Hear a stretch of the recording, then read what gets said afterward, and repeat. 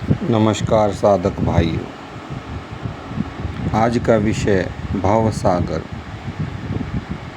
कुंडलिनी जागरण में भव सागर जो है नाभि के चारों तरफ का क्षेत्र होता है। नाभि जो एक बहुत ही इम्पोर्टेंट रोल प्ले करता है हमारे जीवन में, क्योंकि हम नाभि के जरिए माँ से जुड़े होते हैं। वो माँ के जो तत्व हैं वही हमारे अंदर आते हैं। यदि नाभि चक्र में कोई भी गड़बड़ आती है, ब्लॉक हो जाता, उसका क्या कारण होता? नाभि चक्र में यदि ब्लॉकेज आ जाती है तो वो पूर्व जन्म से भी रिलेटेड हो सकती है, क्योंकि ये संचित कर्मों का चक्र है। मनुष्य अपने संचित कर्मों के चक्कर में जकड़ा रहता है। जब तक संचित कर्म नहीं काट लेता है मनुष्य, तब तक भव सागर को भेद पाना मुश्किल ही नहीं, नामुमकिन। इस चक्र को केवल और केवल गुरु की कृपा द्वारा ही भेदा जा सकता। तो जिनका कोई गुरु नहीं है तो इस चक्र को भेदने का बिल्कुल भी प्रयास ना करें, क्योंकि इंसान मोह माया का पुतला, और जब तक इंसान मोह माया में पड़ा रहेगा तो भव सागर में अटका रहेगा। जब मोह माया समाप्त हो जाती तभी भव सागर से निकला जा सकता।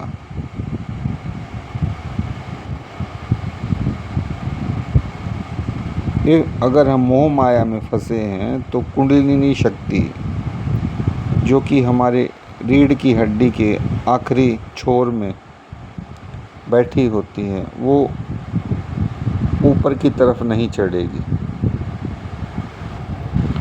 भ्रम और भटकाव पैदा कर देगी,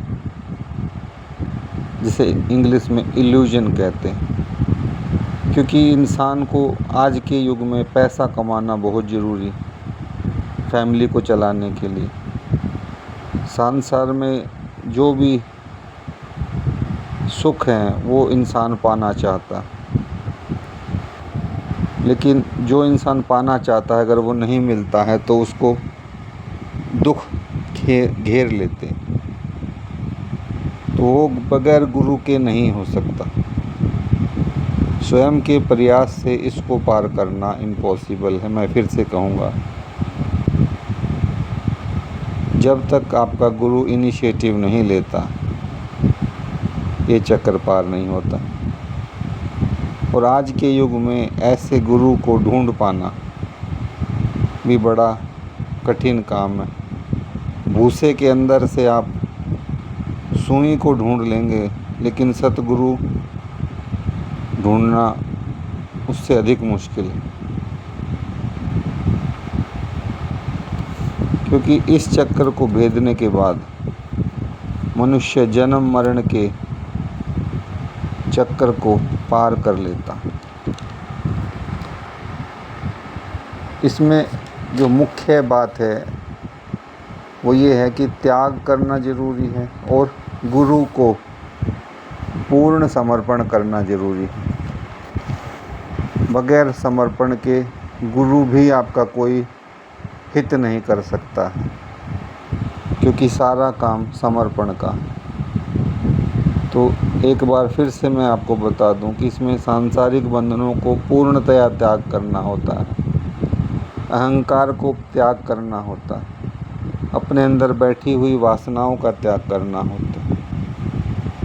तभी दैवीय शक्ति जो है अपना आशीर्वाद देती है, और जब वहाँ से आशीर्वाद आता है तभी इस चक्र को भेदा जा सकता। So we have to abstract from pride, ego, arrogance, lust and the web of desires in our life, and basic thing is we have to do spiritual devotion, क्योंकि इसके अंदर पूर्व जन्मों का भी खेल है। भ्रम नहीं मिटते हैं इंसान के। इंसान चला जाता है लेकिन विश्वास नहीं होता कि चला गया। कोई चीज़ खो जाती है, इंसान नहीं भूल पाता। तो जब तक आपको आत्मज्ञान नहीं होगा तब तक ये चक्र नहीं खुलेगा। बात फिर वहीं लौट के आ जाती है कि आत्मज्ञान देगा कौन? तो गुरु देगा। गुरु जी देंगे आत्मज्ञान, तभी हम आगे बढ़ेंगे। Because as the energy rises through the central axis Sushumna Nadi and activates the chakra, it leads to higher consciousness and divine bliss. When an individual ego dissolves completely into a higher spiritual awareness, then only this chakra activates. So we have to pray to Shri Mataji that please remove all the hindrances in Kundalini awakening from Muladhara to Sahasrara with your kind and divine power. My duty is I will abstract from worldly attachments. So once again, Shri Mataji, please remove all the hindrances in Kundalini awakening from Mooladhara to Sahasrara with your kind and divine power. And my duty is I will abstract from all worldly attachment. Thank you.